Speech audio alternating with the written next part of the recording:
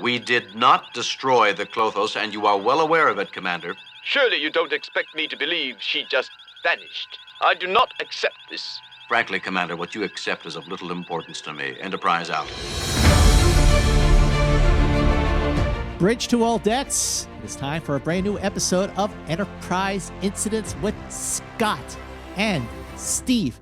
I'm Scott Mantz. And I'm Steve Morrison. I feel that we're in a totally new kind of pocket universe that's very different from where we usually record.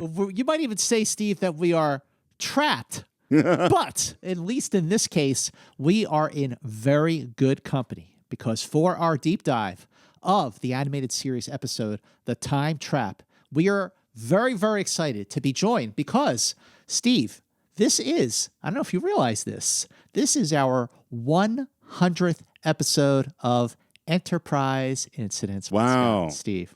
Wow, we've reached the century mark. That is a big deal. We've reached the century mark. I think we're going to go into syndication. I think we got enough episodes in the can. Yeah. That's where the real money rolls in. Exactly.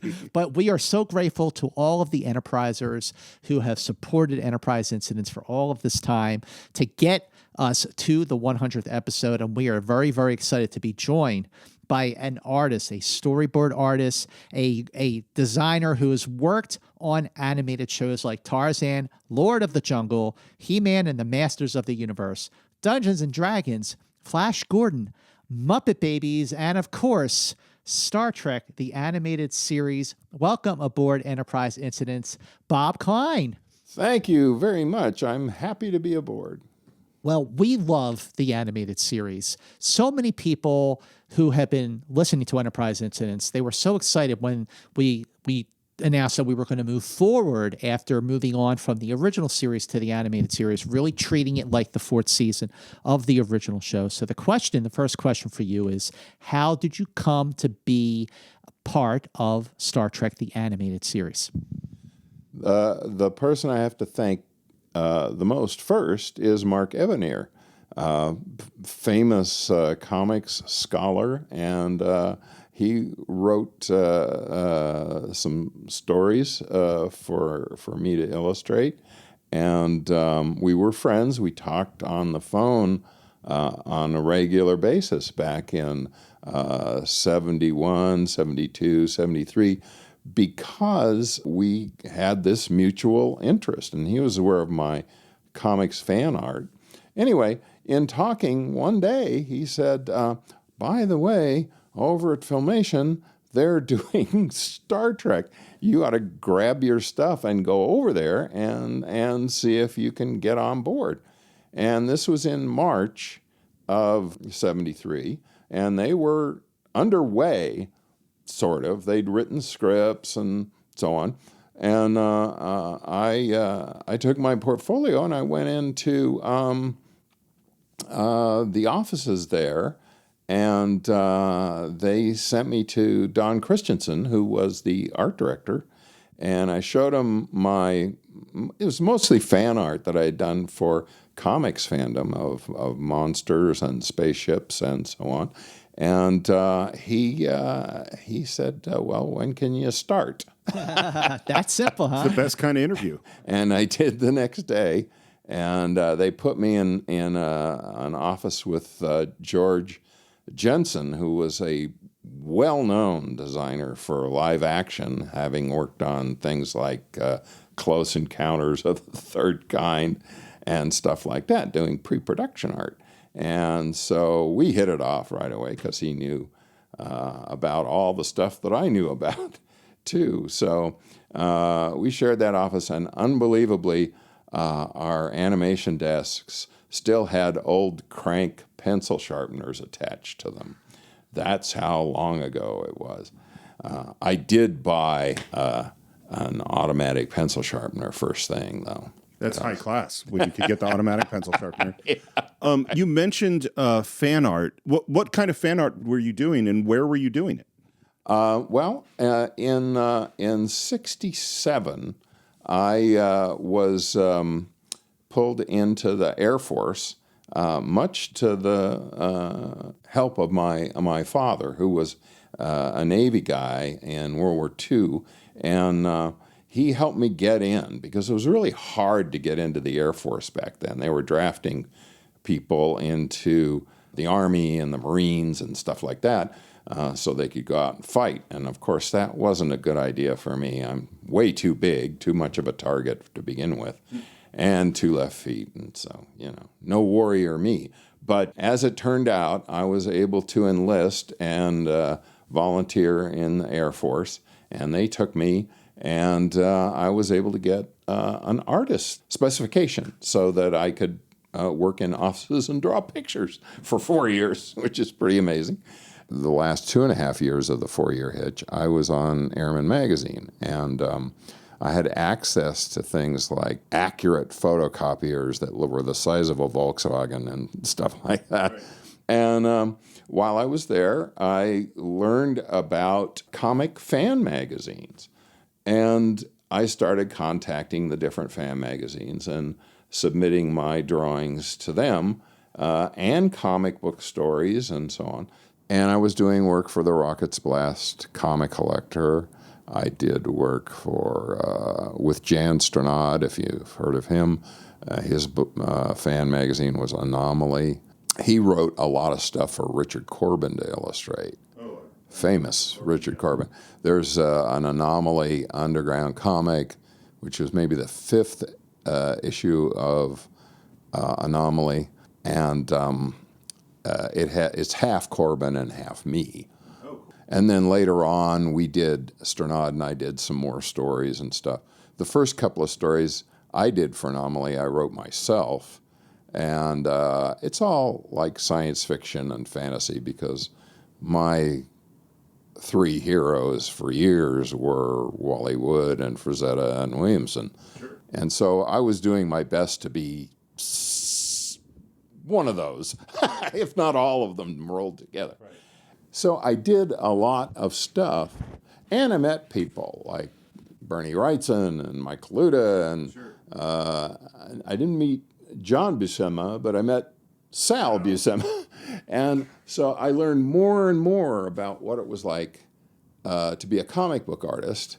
And it was wonderful fun because we were all so serious about it.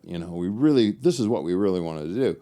But what I learned more and more as time went by is there's no, it's worse than having to go to Las Vegas and make your fortune than make money, middle-class money, as a comic book artist. Particularly back then. So I did a bunch of that from, about 67, 68, 69, on through till getting out of the service and going back to school on the GI Bill, but I still kept contributing to things like the Rockets Blast comic collector and Jan Stranad's Anomaly and stuff like that. So that's why I had a fairly professional-looking, respectable portfolio to show to Don Christensen when I went to Filmation. But I had already, flirted with the idea of that kind of a career back when I was in junior high school. There was a requirement to do a report and a whole project on a possible career that you would pursue.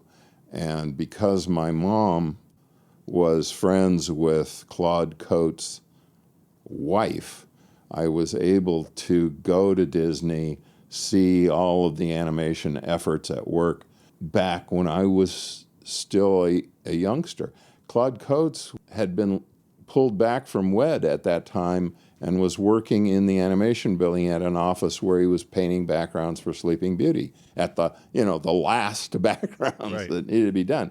And he invited me out to his house and, that whole thing. So animation looked wonderful. I loved animation. I loved Disney. My whole Disney thing was the maximum drama things that Wolfgang Reitherman animated, the dinosaurs, Monstro the Whale. That stuff is what I loved about animation, and there was so little of it.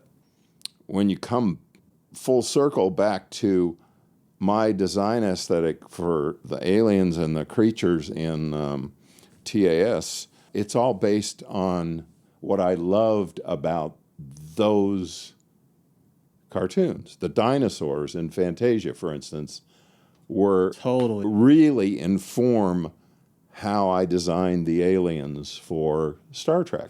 So those pterodactyls, that's flew around. And the sea serpent and the dragons and all of that stuff. The basic aesthetics that they use to simplify and create those creatures and still have them look dramatic and not goony. Yeah. And most of the guys that draw for animation, they're not in love with creatures and monsters and stuff. They'll do what they have to do, and they'll reference stuff. But for me, it was always a matter of, this is what I want to see. So it's 67, 68, 69, of course, are some of the years when the original Star Trek series was being broadcast in first run on NBC TV. Right. So when you came aboard the animated series, because, your work, your art, your storyboards, your especially when it came to the aliens and the spaceships, you must have, I'm assuming, watched the original series. Oh, of course.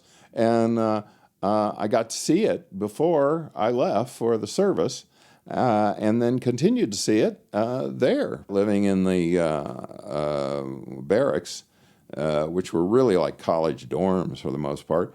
And they'd have a common room where they had the TV, and nobody missed Star Trek. My God, when you're in the Air Force, that's just nuts. Although the other show nobody missed was George of the Jungle. I'm curious. So you start at Filmation. You got your desk. You got your electric pencil sharpener. Yeah. What were your responsibilities when you first started off working there? Well, the very first thing they gave me to do was that first episode that we did, Beyond the Farthest Star, required a spaceship unlike any you'd ever seen before. And Gene Roddenberry was okaying this design. Well, they didn't give the design to anybody but me. And I did literally 100 different designs before he okayed that watermelon on the vines thing, which is unique. It's not like any spaceship that had been seen before, or perhaps even since. I don't think so. Well, as it turns out, some of the designs that you did do for Beyond the Farthest Star, the ones that didn't make it into that episode, wound up making it into the one we're talking about today. And we'll get into that. But so let's talk a little more about your experience working with Roddenberry, and also if you have any thoughts about Dorothy Fontana, who was the story editor, and Well, Dorothy Fontana was my hero. I just, wonderful person. And she was very receptive to me and my ideas and my input, and wanted to hear it. So she literally came to my specific office 2 or 3 times over the course of the show, and we chatted and so forth. And it was nice to be consulted to some degree, even though I wasn't writing on the show or anything. On the other hand, I only saw Gene Roddenberry once, and that was at Lou Scheimer's house for the wrap party for the first season. And I shook his hand, and I said, "It's a pleasure to meet you." And that was that. But yeah, Dorothy, not only is she my hero, I feel like she was the major driving force behind this thing. Not that Roddenberry was detached, really. I just don't think he was as hands-on and present, because God knows he's working on lots of other things at the same time. So, but I think she really took this whole thing seriously, and I credit her with the quality of the show. I'm curious. So as we move on through the season, were you doing mostly design work on ships and things like that, or did you have other responsibilities? It's whatever they decided they needed me for. So it started, and my career ended up being like this: many hats, doing all the different things. As they got to know me, they got to learn what I could do and what I was capable of, and so they cast me for certain things. And it was designing characters, It was designing locations. It was doing hardware. Not that other people didn't do some of that, but often I was given that responsibility, and it was delightful. And I couldn't believe my good fortune, because most of the people at Filmation then were old hands. They worked on Gulliver's Travels at Fleischer, Right. These were guys that had been around for decades, and unfortunately, some of them were a little on the burned out side. But it was great. It was great. And Don Christensen, and I hit it off from the beginning, and we spent a lot of time socializing in addition to work, and found that a lot of our thinking was the same. So that's why he would turn to me when he needed certain things done, because most of the artists there were not super geeks like I was. Right. It's a good thing you were. Well, one thing we've talked about throughout, while there are limitations on the animation due to budget and schedules and things like that, the thing we've commented on over and over again is how great the design work is. Well, thank you so much. I was so excited, obviously, first job in animation, and for it to be Star Trek. I mean, how lucky can you get?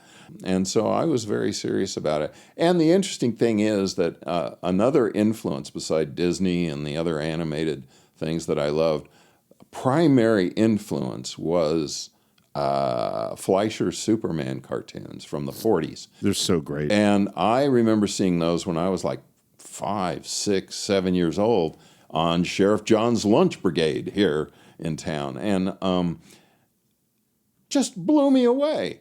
I thought, why isn't there tons more animation like this? Because it's so amazing.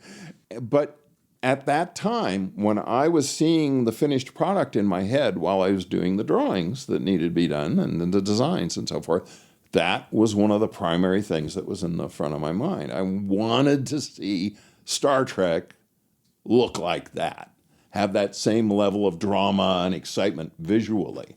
You know, on that note, Bob, Yeah. what was it like to go through, like you're getting the scripts, you're reading the scripts, and start to sort of visualize what you're reading?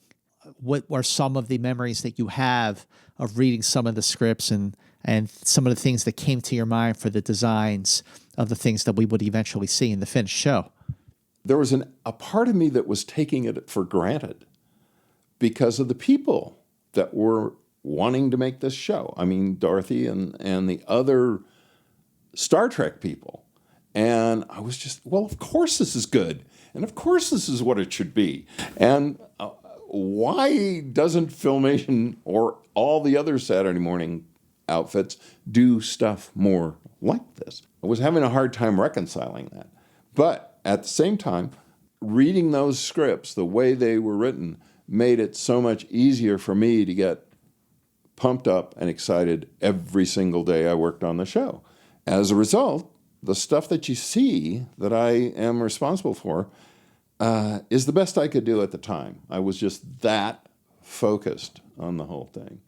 So as you're getting these scripts and you're starting to have concept designs for going through the process, what was the process? Let's say you get the script for the time trap.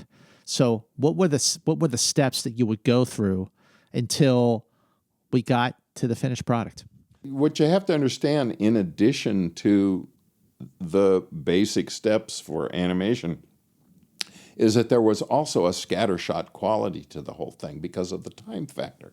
We were turning these things out so quickly that you were putting out fires. You were getting things done as they were needed rather than following strictly the rule of the assembly line. And sometimes you'd work off of things that Hal Sutherland had done on the storyboard. Sometimes you were doing stuff ahead of the storyboarding so that he would have something to work with. And sometimes they'd suddenly realize that they needed this background element. I hadn't even gotten there, so I leaped forward to do that. And it was kind of scattershot. Now, the basic animation process is the same thing that's been pointed out by Disney and Walter Lantz and their TV shows over the years. And it's those same series of steps that we've generally followed in order to get the work done. But there was a lot of this leapfrogging back and forth as well. Obviously, the script comes first. The recording is done early on. It may not be done before the storyboard. The thing about Filmation's process was that the storyboarding included as much same as material that they called stock that they could shove into it in order to save time and money. As the storyboard was done, layouts would be done. Layouts involved full-size background drawings as well as character posing, how the characters are going to act in that scene, generally based on the storyboard. And you would assemble things by making copies for certain layouts because it would be a stock background with a stock head on it. And so there was a lot of that. But as a layout person, you had to create the file for that. Then that would go to cleanup artists who were in layout, who would do clean drawings of the animation characters. They generally didn't do clean drawings of the backgrounds because they weren't really necessary for the background painters. And then animators would get the file with, the layout drawings. They would do the key drawings for the animation, or they would just write on their exposure sheets how the mouth would move and when the eyes would blink and the head turn and all that stuff that was already there in terms of elements, cells, and backgrounds. When that was completed and cleaned up, those drawings would get Xeroxed of the characters and hardware and so on. And then once the cleaned up drawings were Xeroxed on cells, they would go to the ink and paint department where they would fill in on the backs of the cells the paint, just like in the olden days. And then there would be a certain amount of inking with colored paint of usually effects like flames and stuff, laser beams and so on. And then that stuff, once it was completed and the artwork was all completed, the file would go to camera, and those elements would be shot in the proper order following the exposure sheets, where the big long pieces of paper with a line for every frame of film, and the directors and the animators would write on the exposure sheets what needed to happen at all of those places along the way. And then that exposed film would go to Technicolor, the only time any of this stuff left the building, and get processed. And when it came back, it would get cut together the way it's supposed to go. And it's a fairly easy editing process because the thing's already been edited in storyboard and by the animation directors. So they cut the thing together and they add the previously recorded voices, and they add the sound effects, and they add the pre-recorded music. And there's a music editor that places the music because it's already been done. Most television shows back then were done that way. You'd have a library of music for that show, and that's where you would pull all the music. And then every once in a while, if there was a show that was so out of the library that they had to record new music, that would happen, but rarely on Star Trek. So I am excited to have you on for this show, not only because it's our 100th, because I got to tell you, Steve, the time trap, I really like this episode. Me too. Me too. I really did too. Tell me what you thought. I was, the complaints I've had about some of the animated series of like things not making sense and being confusing or being rushed or focusing on elements of the story that were less interesting. This is a tight beginning, middle, and end story that makes sense throughout. It has good Star Trek themes. Characters make interesting choices. I think it's all well done. I completely agree. The pacing of this episode reminded me of the pacing of like the Doomsday Machine from the live action show, the original series. It just like went by very, very quickly. It didn't let up for a moment. All of our characters, Steve and Bob, I think are behaving right on point with the way they would behave on the original show. This felt like a great episode of Star Trek to me, and it was very exciting. I love what we call them Easter eggs, because, I'm saying this just as we're getting through season 3 of Star Trek Picard, which has a lot of what we like to call fan service, but it's done in a way that fits the story, so it works. And even for an episode of the animated series that aired in 1973, there is a lot of fan service, especially when you get to the council, in the other universe. I'm like, oh my God, there's the Gorn. That's so awesome. So that was very, very exciting. But Bob, when you went back to rewatch The Time Trap, what did you think of it? It's interesting because I'm going to tell you what I thought of it, and I'm going to tell you what my wife thought of it. Please do. Because she's married to me, she had to come on board for Star Trek. And it's the one thing I'm forcing her to watch over the years, and that's 43 years. But we sat down to watch it, and when it was over, she said, wow, that was really good. That was just like one of the old original episodes. It made lots of sense, and it fit nicely within the half hour. Just as a side note on the half hour, I love half-hour drama. I find it fascinating that it's kind of gone by the wayside. Yeah. I mean, there's some half-hour dramedies where there's a dramatic core and a lot of comedy, but I mentioned Have Gun Will Travel. Have Gun Will Travel was one of the very best TV shows. And it was Twilight a half hour. Zone. It was always a half hour. Yeah, the Twilight Zone's another one. Yeah, Twilight Zone. Oh, my God. Well, there's two that just are amazing. So, anyway, I enjoyed it very much. I was surprised by some things. But in terms of the story, as you both say, fine, excellent. What were you surprised about? I was surprised that my memory was telling me that the Klingon ship and the Enterprise had to be attached top to top. In other words, one of the ships I thought was flipped over in my memory. Now, we're talking 50 years ago, so not surprising. I wonder if you drew it and then that ended up not making it in the show, because I think that's a cooler idea than the way they did it. That's very possible. I just don't know. I don't remember. And actually, maybe Aaron Harvey has one of those pictures because he's got all that artwork now. Aaron Harvey, lovely, lovely man. Yeah. He and Ron wrote the book, the animated series, and big thanks to Aaron Harvey because he's the reason why we're sitting here talking with you. So Aaron Harvey, if you are listening, we owe this all to you, and we were dedicating The Time Trap to you. The Time Trap, of course, directed by Hal Sutherland, who directed all the episodes of the first season.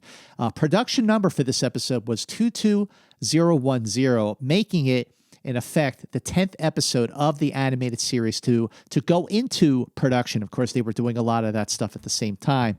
The Time Trap aired on November 24th, 1973, which made it the 91st episode of Star Trek to air. Of course, that's including all the original series episodes as well. The Time Trap was written by Joyce Perry. Now, Joyce Perry is an Emmy nominee, a daytime Emmy nominee for Days of Our Lives. She also wrote for TV shows like Ironside, Room 222. I loved that show when I was growing up. Land of the Lost, 8 is Enough, The Waltons, and Fantasy Island. Now, when it came to writing The Time Trap for Gene Roddenberry, Joyce Perry said, quote, "I had this idea that a Klingon ship and the Enterprise would get trapped in a Saragossa sea of space and be forced to cooperate to escape. I remember telling Gene Roddenberry this bizarre notion that the two ships could combine engines and become more powerful as one than they were separately. I explained it with a straight face, but was afraid he might laugh me out of his office. Instead, He was quiet for about 30 seconds, and then he said, "That's pretty good. Do it." Nice. The first draft of The Time Trap was submitted on August 26th, 1973. The final draft of The Time Trap was submitted on October 19th, 1973. So as you said, it aired on November 24th, 1973. Did either of you in the 70s go to see a show called Laserium? I heard about it, but I never saw it. Was it at the observatory? It was. I did. It was. I remember going to see it in the late 70s, and it was up because I'm from San Francisco, and it was in Golden Gate Park at the planetarium there. The very first Laserium premiered at the Griffith Park Observatory on November 19th, 1973. On November 20th, not the strongest Charlie Brown episode of television, a Charlie Brown Thanksgiving aired, which is sort of, it's not the best one. This story is fantastic, and maybe you already knew this story. I did not, which is The Who was playing the Cow Palace, which is in San Francisco, where I'm from, and Keith Moon, the drummer, maybe had a little bit too much to drink. He was on a mix of horse tranquilizers and whiskey, and he fell down in the middle of the concert, then managed to rouse himself, drank some more brandy, at which point he said something to the effect of, and excuse my language, but he says, "I can take it. I'm Keith Moon." Great. Then proceeds to completely pass out. Now, The Who is without a drummer, and Pete Townsend yells and now asks into the audience, "Can anyone play the drums? We need someone really good." And a young 19-year-old drummer from Muscatine, Iowa, named Scott Halpin, gets up on stage and finishes the concert with The Who. That is amazing. Wow. That is. I knew the basics of the story that he said, "Can anybody play the drums?" And I just go like, first of all, it's on YouTube, so you can go see it. It's not, it's pretty bad footage, but it's still pretty cool to watch. And I go, it's The Who. The Who is not like they're going for it. So you got a lot to keep up with Pete Townsend. You got a lot you got to be able to do. And I just thought that was a fantastic story.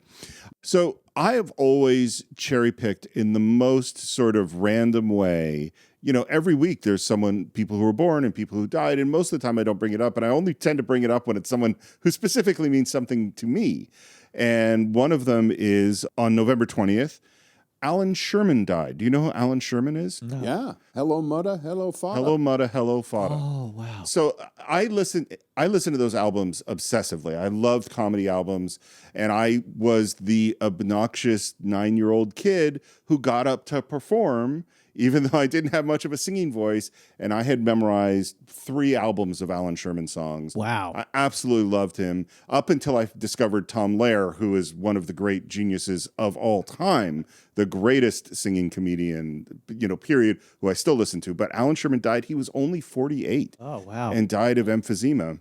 And the other person that died the next day is Sesu Hayakawa, star of Bridge on the River Kwai, who's Japanese and was a famous silent film star up until Talkies happened, and then his career gets killed because he has a heavy accent and comes back for Kwai, and that performance in that film is astounding. Yes, absolutely. One of the greats. Yeah, and the other thing that happened is, we've been talking a lot about the war in the Middle East, and that Japan, under a lot of pressure from the Arab nations, joins the UN in advocating for a separate state for Palestine. Mm-hmm. So these are, and it's just so tragic to think here it is, it's 50 years later. We're no closer to resolving any of these problems than we were then. If anything, we're farther away. Should we get into the time trap? Let's go. We start off, as always, with a log, and we start off, as always, with a star date. Scott, what can you tell me about this star date? Well, the star date that Captain Kirk says is 52.2. And I went, wait a minute. So I paused it, and I backed it up a little bit. Like, did I hear that wrong? And he goes, Captain's log, star date 52.2. And I said, there's no way it could be 52.2. Because later in the episode, we hear the captain say the star date to be 5267.6. So because William Shatner, was recording his dialogue separately, he probably just messed up and just forgot to say the whole star date. But the actual full star date that's used in the time trap is 5267.2, which means that, like many episodes of the animated series we've covered so far, Steve, this takes place in between the original series live action episodes, The Empath and The Mark of Gideon. Interesting. And what we hear is that we're heading into essentially another kind of Bermuda Triangle story, and that there have been a bunch of lost ships. And naturally, what do we do when we find ships are disappearing? Let's go exactly where they were. Always a good plan. And who do they run into but the Klingons? So talk about, Bob, the doing an episode with the Klingons and the Klingon bird, the Klingon warship. The Klingon warship was based as close as I could do it on the original TV series, but also on the model that I had made. And so it wasn't used early on because nothing like that appeared moving around in title sequence or any other requirement. So they didn't have to draw it before I got there. So I was the one that did those drawings.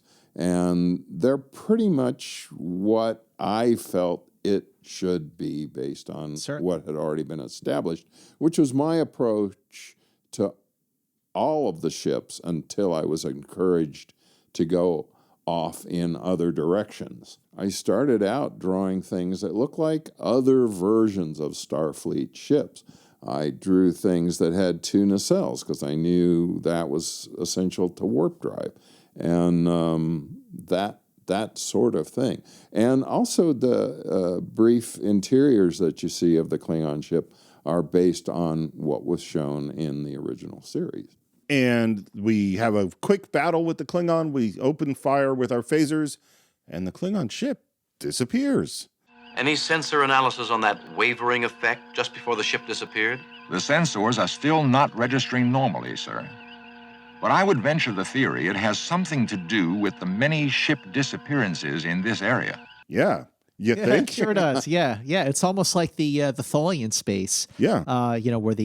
Where this is a little more dramatic because at least the crews of the Klingon vessel and the Enterprise don't start killing each other in the process. Unfortunately, after that Klingon ship disappears, 2 more ships show up, and Kirk says, Mousetrapped.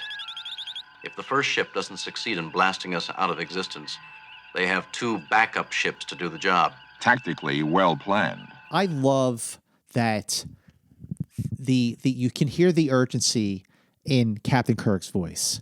I feel like I'm just making an assumption that when William Shatner read this script, he probably went, "This is pretty good. This is a good one." So he gave it his all on this one.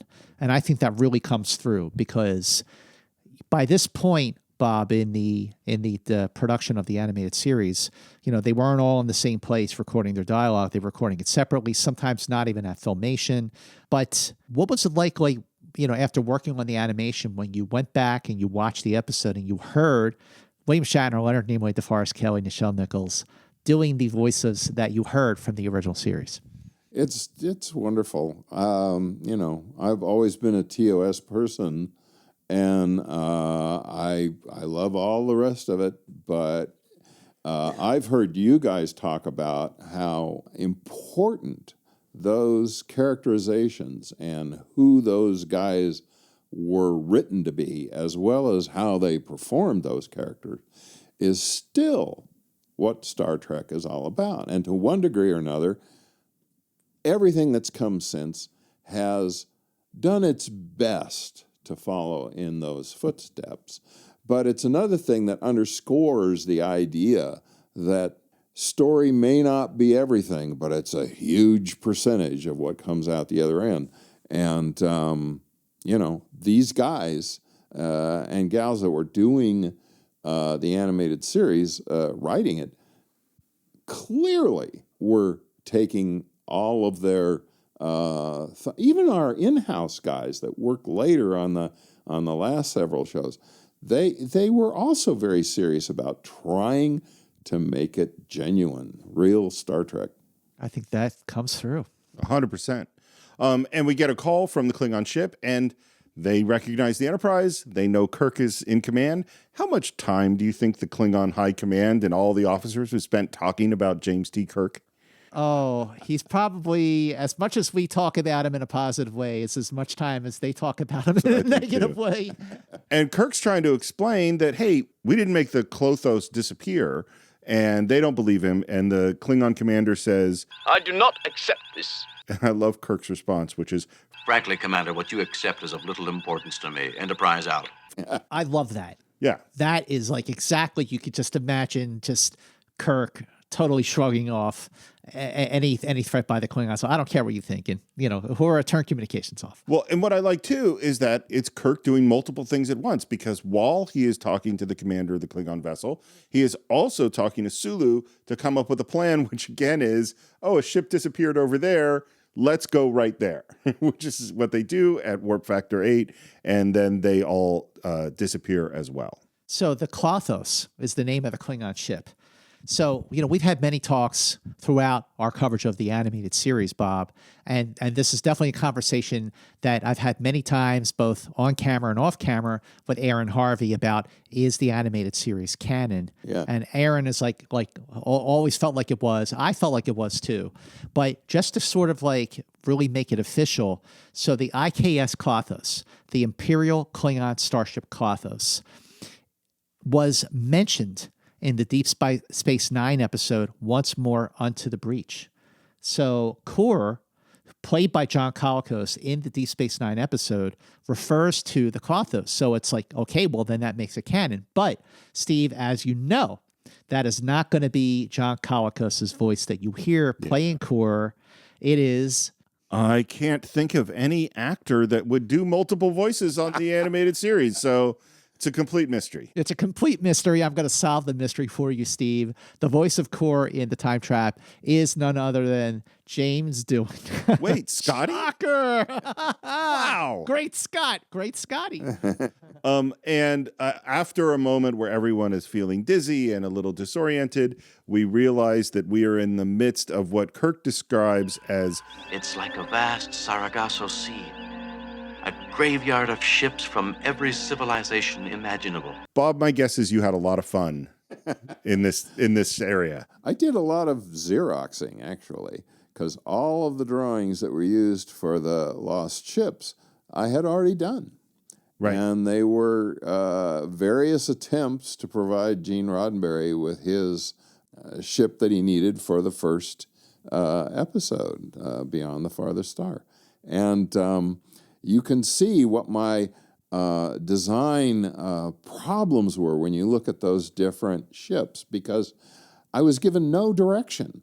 He just wanted something that was different. I wanted something that felt like it was part of the Star Trek universe, and because that seemed logical to me. But the more we got into it, the more he pushed to come up with something that... was totally different from what we had already seen. And we had the luxury of time, believe it or not. I mean, it was March. The things were going to be on the air in, November. So you'd think that wasn't nearly enough time to be fooling around, but I spent days drawing different ships, and they would send them off to Gene, and they would be rejected. And, of course, I was young and energetic and excited, and I didn't get depressed about that at all. I was drawing as many spaceships as I could and having a great time doing it. But you know what, Bob? One thing that was not rejected, and this was, we talked, Steve, about some of the limitations of doing the animated series, but one of the ways in which the animated series sort of gave you freedom is that, like in the shuttle, the hangar deck. Yeah.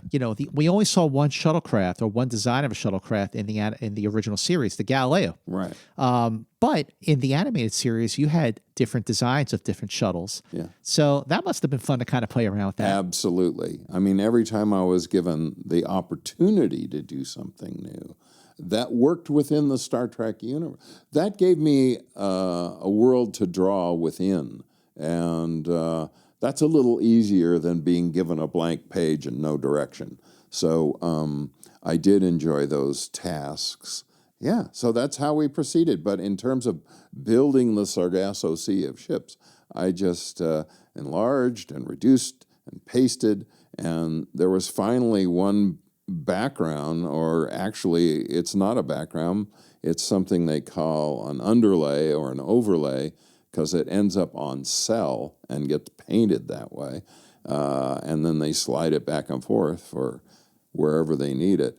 And what I'm surprised about in watching the finished show is that they didn't use it more, because there are scenes where you see the exterior of the Enterprise and there's plenty of room for those other ships, and they should have been there, because some of the times it's just a black background. Yeah. And it didn't really make sense to me in watching it this last time that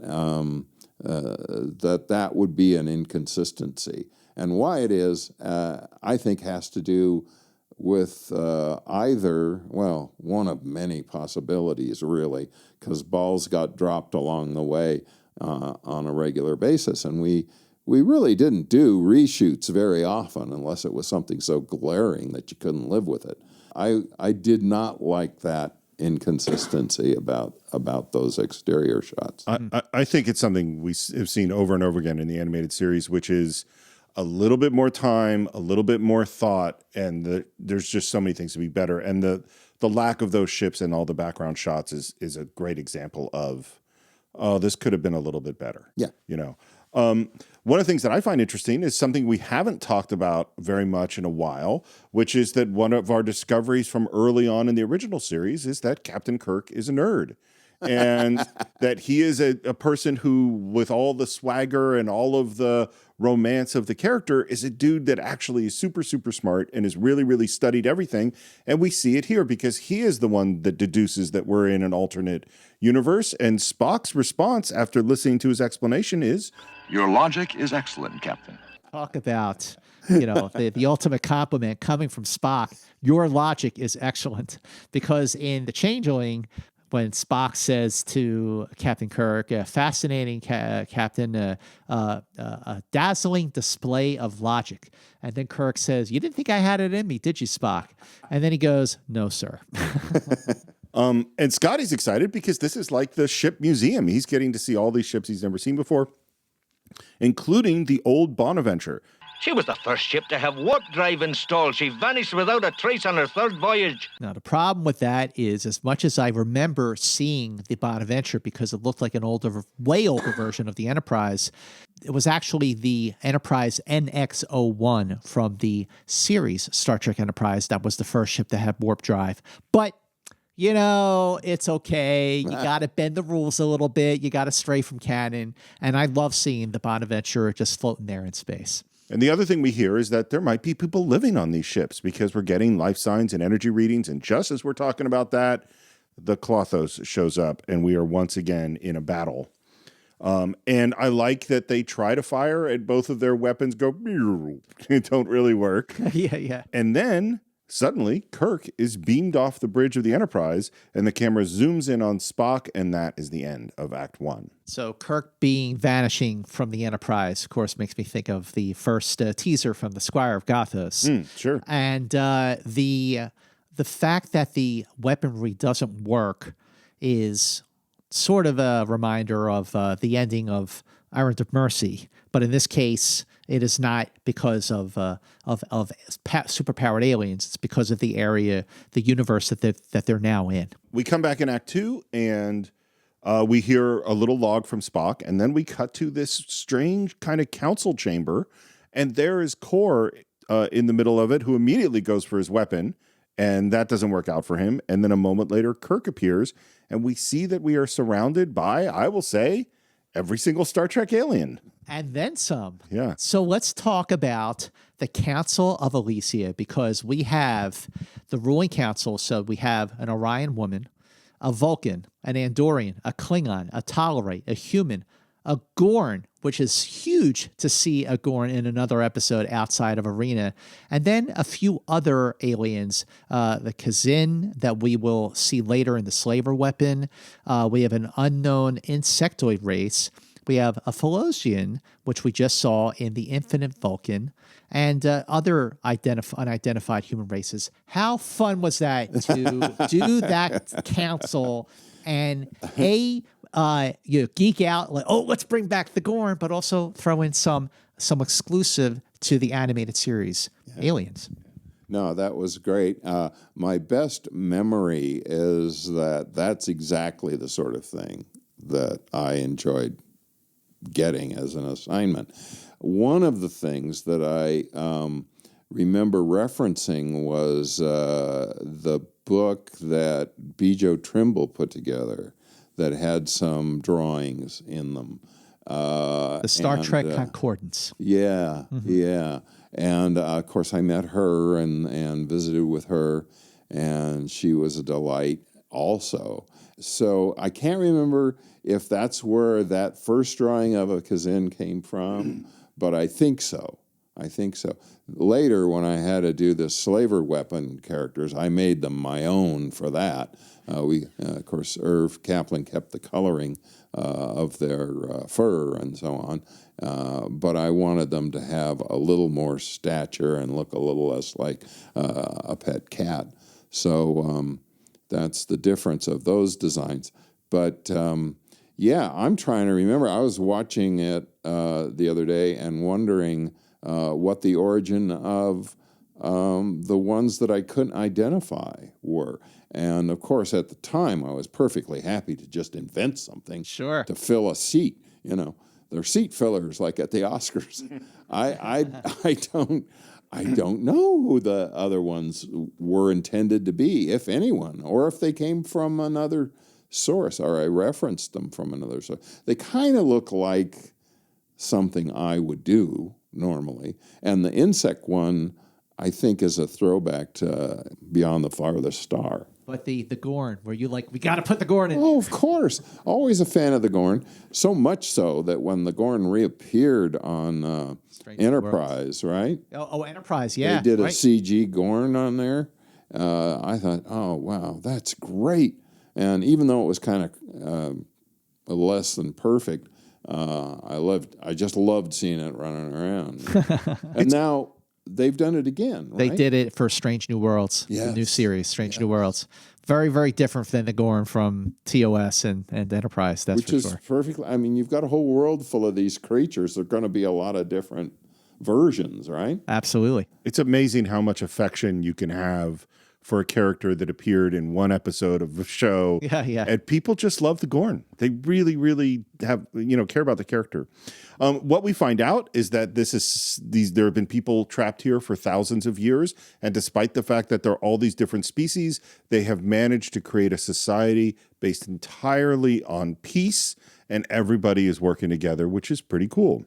Under our law, U.S. ship captains are responsible for the behavior of your crews. Should a crew member, with or without your knowledge, engage in any form of violence whatsoever, you will suffer the ultimate penalty, total immobilization of your ship for a century. So it's a peaceful society, but the consequences of violence are pretty darn severe. So that's our situation. We're trapped in a really peaceful place where everybody's getting along, but we are trapped. What does Captain Kirk say? He says, we are getting out. Yep. He's like, there's no way we are staying. That, to me, is a true Captain Kirk moment. And Shatner, the way he says it, he's like, he's committed. He is committed to this episode. And once again, the dilithium crystals are draining, and we have a ticking clock. So 4 days. So we got 4 days to figure this out. And on the Klingon ship, they're doing the same thing. They're trying to figure out how to get out. And then we cut to what is sort of a seer. I think the character's name is Megan. And Megan is seeing what they're trying to do on both the Klingon ship and on the Enterprise. What I like here, and this is more of the world building. I mean, what's amazing about the original series is that this was the first Star Trek. Like, it's history. Everything about the original Star Trek is history. Not just because it had never been done, but also because of all the world building that went on from the very, very first episode. But even, with the animated series, you can continue building the world. I loved discovering that the Klingon F2 graph unit which powers the Klingon vessel, is similar to the warp drive on the Enterprise. I thought that was really cool to learn that. That's cool. And we're in the briefing room, and we're talking about whether or not this is possible. And it seems at this moment that it's not possible. And there's a thing that happens on the monitor, which is we're looking at the Klingon ship on the sort of triangular shaped monitor. And there's a thing that happens that A, I think is really cool, and B, doesn't actually make sense, which is that I know I've said it before, but I love the design of that triangular monitor because it allows the audience to see what everybody is seeing while their faces are still towards camera because they're looking at the other sides of this monitor. So I think that design is really cool. But what we see, because we see for the first time kind of two different screens of it, and we see the Klingon ship go from one screen through the border and then appear on the other screen. I saw that, yeah. Which is really, and it looks really cool, and it also doesn't make sense because the whole idea is that the three monitors are showing exactly the same thing. Yeah. But I did think it was a really cool effect that we could never have done in 1966 on the original series, but can do in animation. And what we hear is that Kor is going for it. They don't think it's going to work, but he is willing to jeopardize his crew and his ship unnecessarily. All power has been diverted to the engine, sir. We're picking up speed. So the Klingons pick up speed. They head towards the vortex. We got some crazy music, and nope, it's not going to work. You were right, Spock, but I almost wish they'd made it. But watching this gives Spock an idea, which is basically if we could combine the two ships, maybe together we could get out, or separately we can't. See, what I love about the animated series is that, like I said at the top of the conversation, these characters are still acting in character like they did in the original show. Yeah. So, you have a situation where the Enterprise is trapped and these aliens are telling the Enterprise, you're trapped, and Kirk is saying, we are getting out. That is very true to Captain Kirk. But they're still in a situation in which they are, it seems pretty hopeless. But who comes up with the possible solution? Spock. So when you're watching this, and clearly you love the original show as well, and you're seeing Kirk and Spock and so on, and Scotty, complaining about energy, we're losing energy and whatever, like, how does it feel for you to have worked on a show and like this and, taking it so seriously like the other animators did, and then hearing and seeing these characters act in character, treated as seriously and with such care that they gave to the original show? I couldn't have been happier, honestly. And it was one of those situations where I felt blessed every day I got to work on it, because I knew that despite all of Filmation's drawbacks in doing economical animation for Saturday morning, it was going to turn out just fine because of the things you enumerate. And every time a script came along that was on the money and clearly part of the original series in terms of how it was written, how the characters were motivated, how they interact with one another, which is just one of the major glorious parts of the original series. I was an extremely happy guy. Uh-huh. Of course, I wanted 100%, Right. So the first time I saw the first show on the Moviola, it was like, oh, it's not going to look like the Fleischer Superman after all. So we're just going to have to live with that. Right. Yeah. And so we're on the Klingon vessel, and we've all agreed, and the science teams are going to work together. And then, on our way out, Mr. Spock gets very chummy with a couple of Klingons, puts his arms around them, and says, I cannot tell you how impressed I am by your splendid spirit of cooperation. Mr. Spock. Forgive me, Commander. I was overcome by the moment. So just like the original series established the Vulcan mind meld, which is an extremely intense, fully committed, and immersive experience for a Vulcan to do, what the animated series was, it created the Vulcan mind touch, which requires far less concentration, but is still able to give Spock an idea that winds up saving the Enterprise.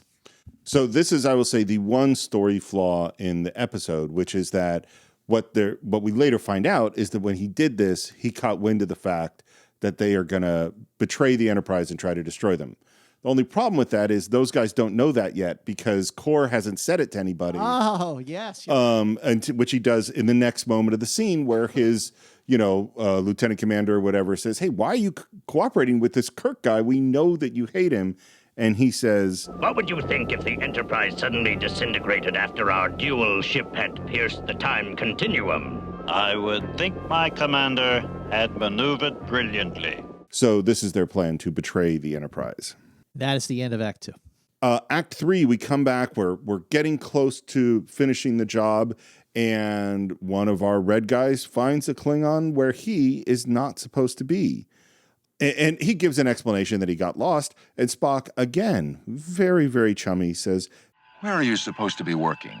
Engineering Deck 5. Captain, allow me to escort this young man to his work area. Really, really good point that when Spock put his arms around the Klingons the first time, he shouldn't have known right. that the Klingons But this were one, try. he would. Now he would. Absolutely. So maybe there wasn't a flaw after all, because this is the Vulcan mind touch where Spock actually learns that the Klingons are going to try to sabotage the Enterprise. See how into it we get? Yes, I love it. And McCoy is concerned about Spock's behavior because pretty much all of this is riding on Spock getting everything right. So Kirk says he's going to go talk to him. Everything seems to be in order, but then you're the only person who can really be sure. Isn't that right, Spock? Yes, Captain. Why do you ask? And this is when Kirk asks about what the heck's going on with you, dude, and finds out. And this is where Spock says, But even though contact was necessarily limited and their minds were suspicious, I picked up some indication they are planning to sabotage the Enterprise. Yeah, I think this episode has multiple interesting things going on simultaneously and navigates them really well. Yeah. For a short episode. Yep, for a short episode. And then we see handing a tiny little capsule to one of the Klingons. By my calculations, the capsule will be triggered the exact moment our dual ship reaches warp 8. Approximately 3 minutes after the time barrier is pierced and we have disengaged, the Enterprise will disintegrate. We see the device given to a female Klingon. Now, up to this point, we had only seen a female Klingon twice. And both of those were in the same episode, Day of the Dove, from the third season. One of those female Klingons, we just see her step off the transporter before the Klingons are taken to, accommodations. But the other one, Mara, played by Susan Howard, who was a guest of ours on Enterprise Incidents talking about Day of the Dove. So you got to, bring a third female Klingon into the proceedings. And I like that she kind of has a bit of an afro because this is 1973, and I thought that was kind of a cool look for her. And what we hear is we're going to have a big celebratory dinner with some of the people from Elysia, I think is the name of this community. And the scene starts with our Orion woman basically finishing a dance move. Beautifully done. I thank you, Captain. You have seen the dance of Orion women before? Many times. And, knowing Kirk as well as we do, I mean, Bob, you must have just gone like, yeah, that Kirk. Well, right on the money. Well, and first of all, we've heard some stuff about Orion women's dances, and we've seen Kirk see two of them in the original series. One in the menagerie where he's watching the film from TAS-12, and one in Whom Gods Destroy. Correct. That's right. So that's canon. Yeah, right in there. Although the Whom Gods Destroy dance is really not as good. Not something to be. Susan Oliver, what she did with that dance in the cage is legendary. Yeah. And then there's this moment where I think it doesn't quite pull off perfectly, but McCoy is dancing with one of the Klingon ladies, and her boyfriend, I guess, is not so happy about it, and draws his weapon, bringing on the ire of the Elysian people. You know any form of violence is forbidden here. Your man began the fight and attempted to kill. I propose we freeze the Klothos and its crew for a star century. So the plant from Act 1 about you guys are responsible and any violence is going to result in isolating your ship for a century, now we are paying it off in Act 3. But just, again, another moment where Kirk is very much in line with the character that was established in the original series. Kirk appeals to the council to let the Klingons stay free, because if you lock them up, then we're going to stay trapped and we won't be able to escape. I think these are both good Star Trek messages. Both, we have to work with our enemy in the first place. That's classic Star Trek, because actually our needs and are aligned. And second, we have to look out for our enemy, despite the fact that they were about to shoot Dr. McCoy, because we have to work together for the common good. And the needs of the many outweigh the needs of the few, or the one. And the Elysian people say, okay, good luck. You will be needing it. And we see the two ships linked. And by the way, I actually really agree. It would have been really cool if one was upside down. I think that would have been neat. But I want to ask, so when, the idea that the Klingon starship and the Starship Enterprise are going to be linked together, did you try different versions? I can't honestly remember. I wish I could, and I wish I had access to the drawings that I did at the time. It's just that the fact that that's how I saw it in my mind's eye before I watched the show, and it wasn't until I watched the show that I recognized that that's not what happened. It leads me to believe that it was something I tried to do. Because in Aaron Harvey's book about the making of the animated series, there is a sort of outline of the Enterprise connected to the Klingon, just like the way that we see it in the episode where the Enterprise is on top and the Klingon is on the bottom. But instead of showing it on the side, you see it from reverse. Like you see the back of the Enterprise connected to the Klingon ship. It's a rear view of that image, but it wasn't used in the series, but it is in the book. So like maybe it looks like you might have tried some different angles. It could very well be. It's just no longer in my 76-year-old brain. So there's a thing that I want to point out, which is just how good screenwriting works. And that is this idea of plants and payoffs. And we've talked about them before on the show. But the basic thing is you don't want something to swoop in at the end and save the day, because that's Deus Ex Machina. Anything that's going to, it's the classic, which I think is Chekhov. If you're going to shoot a gun in the third act, you need to introduce it in the first act. And anytime that it's introduced in the first act and you go, oh, I bet that's going to come up later, that was a bad plant. Good plants are ones that you don't see coming. So in Jaws, when they're loading up the canned, the compressed air, it falls and Dreyfuss yells, oh, be careful with that. That's compressed air. It could blow us all up. Which, by the way, totally not true. Compressed air does not blow up like that. Those tanks are safe. But the plant is great. Yeah.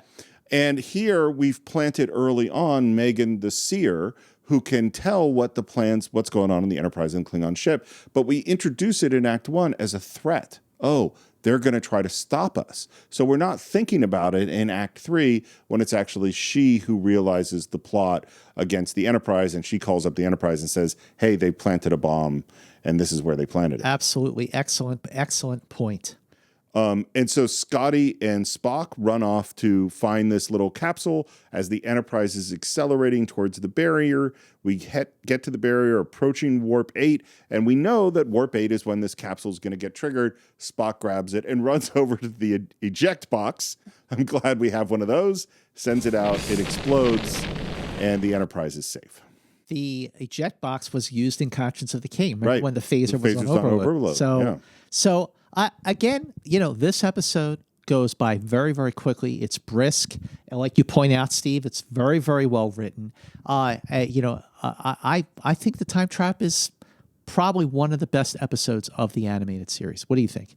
Well, I was extremely surprised because it's not the one that really stuck in my memory. And it's probably because I had less to do with that than I did other ones. I mean, there's not a lot of flamboyant design in it that I created just for that episode. So in that sense, it's not one of the episodes that stuck with me. Interestingly enough, what was the name of the seer that you were just talking about, Megan? Yeah. I'm pretty sure I designed her just from looking at the aesthetics of it and jogging my memory, which is unusual because Herb Hazelton designed almost all the humans, including Mress, who isn't a human, but I guess they wanted somebody else to do at least I love one Mress. alien. Yeah. But every now and then he was busy doing other things, and it was almost a throwaway character that would only be in that episode. So I got to design some humans. I'm pretty sure that was one of mine. You talk about episodes that this isn't one that really sticks out, even though you enjoy rewatching it. Yeah. What episodes do stick out to you that you worked on? The more elaborate, designy ones that required me to come up with settings and backgrounds and a variety of alien characters, or uniquely interesting ones for me, like what was the Mud episode with the big rock creatures? Oh, that Mud's was Passion. Mud's Passion. We just did that. Yeah. And I designed the creatures for that, the big rock creatures, and I designed the aliens that were in the mines there that looked kind of like bears. And that sort of thing was fun for me. BEM was fun for me because I got to design BEM, and I got to design the lizard people and some of the locations there. So I felt like I was more involved with some of those episodes. Certainly the ambergris element? Oh, sure. Yeah. Very much involved with that. Although that was another case where Herb designed the fish people. And I had a bit of a discussion with Hal Sutherland on that one. I guess it's because I was only a kid. I felt like I could go talk to him and tell him what I thought, as if he cared, and he didn't at all. But I would say, on that one, I said, well, why aren't they turning into why they should be like dolphins, mammals, right? Humans, mammals? No, not going for that. It's like with the Infinite Vulcan. I said, his uniform's growing. It shouldn't grow. He should have something else to wear when he's gigantic. Go away. Go to lunch. One episode I do have to say that I'm really looking forward to doing. It's one of my favorites of the animated series. It's also the last episode of the animated series, which is the counterclock incident, where the Enterprise crew gets younger.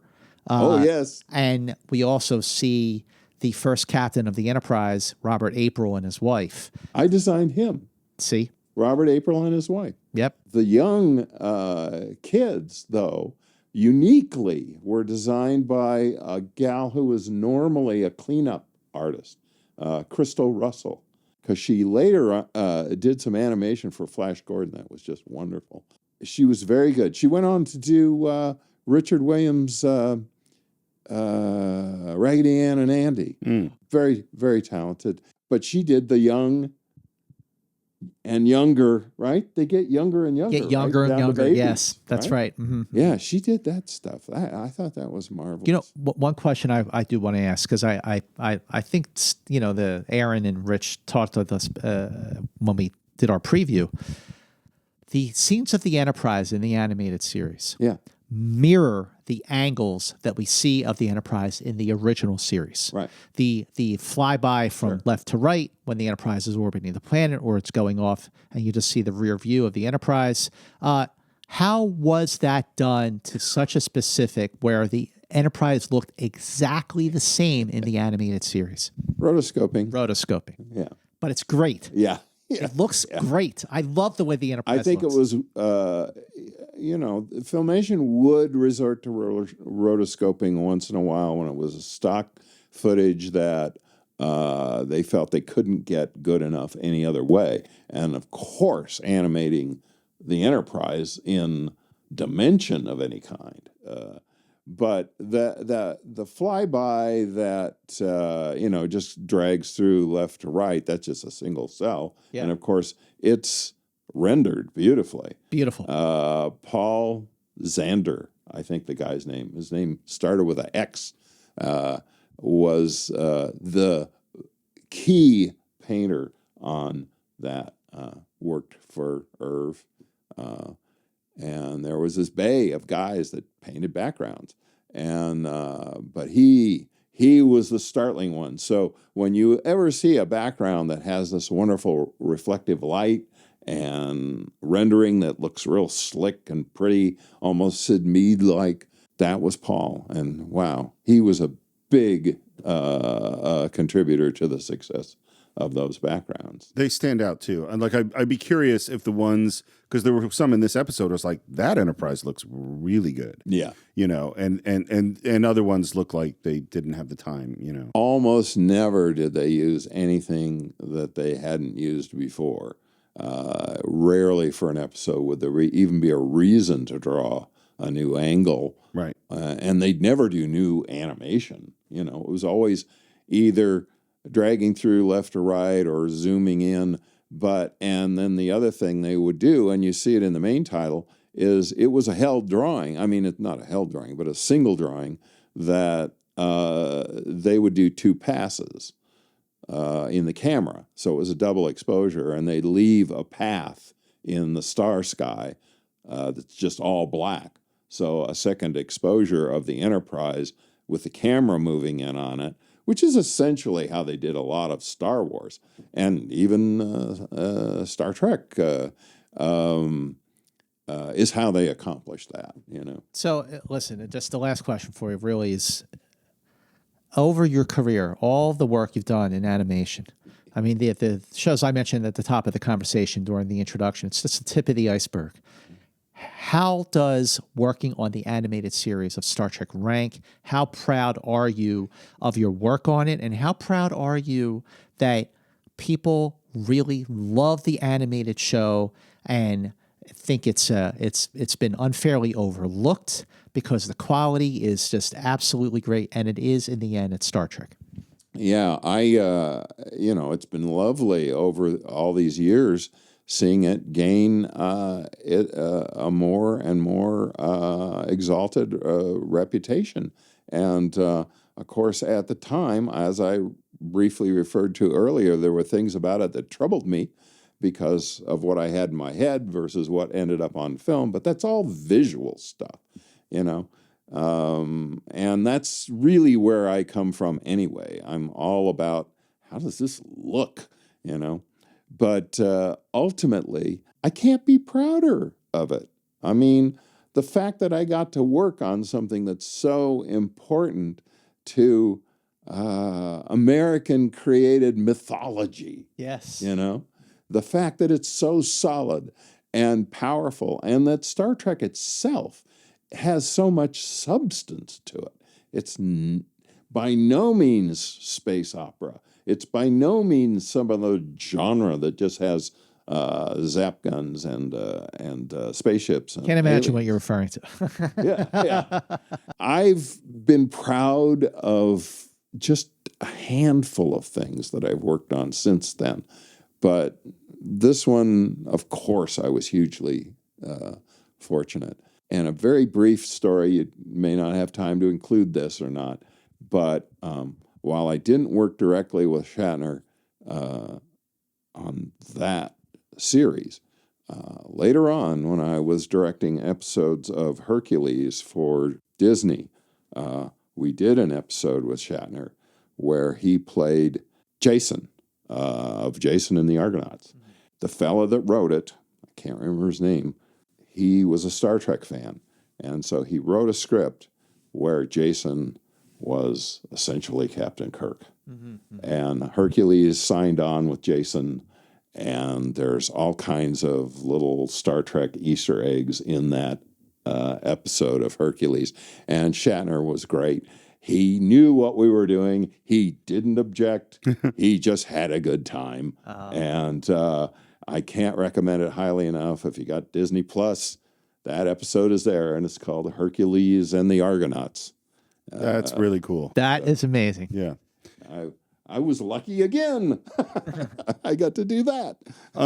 I don't have a lot of final thoughts about the time trap other than that. I mean, is it a deep show? No. Does it have a lot of emotional content? Not really. Is it a tight adventure story that beginning, middle to end is entertaining? Yes, it absolutely is. I enjoy it a lot. I agree with you completely. I said at the top of the conversation, it felt like the Doomsday Machine. I mean, it's not like up there in terms of like the greatest Star Trek episode ever done, but in terms of the pacing, the excitement, just being well written, it does work on every level. And I know that I've certainly, there have been other episodes of the animated series that I have graded on a curve. I don't feel like I need to grade this one on a curve. I think it's just a really, really terrific episode. And it was also, I just had to point out, the final time, Steve and Bob, that we see the Klingons looking basically like humans. Because the next time we see the Klingons, and every time after that, they will look like they did starting in Star Trek The Motion Picture, a completely radical change from the original show. And that would evolve over the course of Next Generation and into the newer shows like Discovery. The only other time we would see the sort of human-looking Klingons again was in a time travel episode called Trials and Tribulations. That's right. So that is what we think of the time trap. Of course, we'd love to hear your thoughts. You can visit us on our Facebook page. Just do a search for Enterprise Incidents. But if Twitter's more your thing, it's Enter Incidents. If you're into Instagram and you want to post some pictures about Star Trek, well, you might as well tag Enterprise Incidents. And you should subscribe to the show on Apple Podcasts or Overcast or Spotify or YouTube or wherever you get your podcasts. And if you happen to be on YouTube, leave a comment. We love reading them. We try to respond when we can. And if you happen to be on Apple Podcasts, please leave a review. They mean a lot. And if you want to support the show, there is a link to our Spotify, no longer Anchor, but Spotify for podcasts. And you could support the show for as little as 99 cents a month, as much as $9.99 a month. And we very much appreciate it. If you want to reach me, I'm SR Morris on Twitter, SR Morris1 on Instagram. And on my other podcast, The Cinephiles, CINE-FILES, we've finished our season of Tarantino. And we are about to, as this is out, we will have just released an episode that will go to 11 on Spinal Tap. Oh, that's going to go to 11 for sure. You can follow me on Twitter and Instagram at MovieMance. And like I said at the very top of this show, this is our 100th episode of Enterprise Incidents. Every step of the way, I have just enjoyed working on Enterprise Incidents immensely, enjoyed working with my great friend and partner, Steve Morris. I am so grateful for everything you do for the show, all the editing, that is all you, my friend. And also, thank you to you, the Enterprisers, who have been with us every step of the way, who have discovered Enterprise Incidents along the way and then gone back and binged.